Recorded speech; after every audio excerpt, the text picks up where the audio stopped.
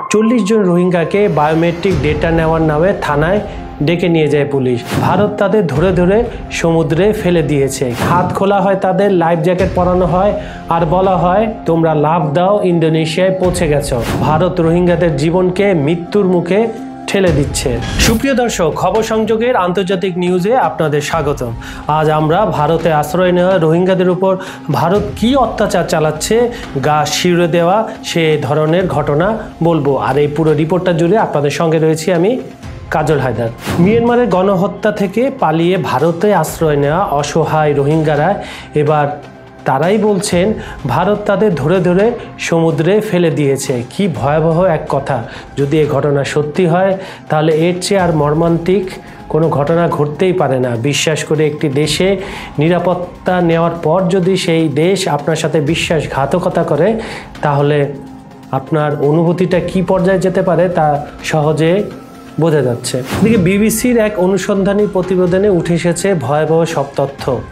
গত 6 মে দিল্লিতে 40 জন রোহিঙ্গাকে বায়োমেট্রিক ডেটা নেওয়ার নামে থানায় ডেকে নিয়ে যায় পুলিশ।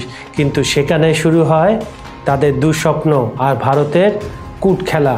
একদিন পর 7 মে তাদের তুলে নিয়ে যাওয়া হয় দিল্লির ইন্দ্রলোক ডিটেনশন সেন্টারে। এরপর বিমানে করে বঙ্গোপসাগরের আন্দামান নিকোবর দ্বীপপুঞ্জে।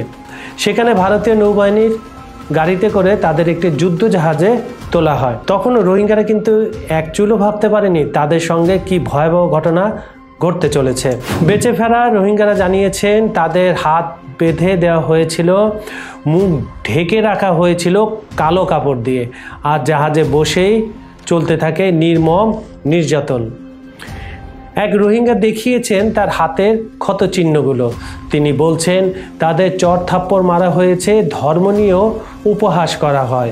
14 ঘন্টা যুদ্ধ জাহাজে কাটানোর পর 8 মে রাতে তাদের ছোট ছোট 4টি নৌকায় তুলে গভীর সমুদ্রে নিয়ে যাওয়া হয়। খেলা তখনই শুরু।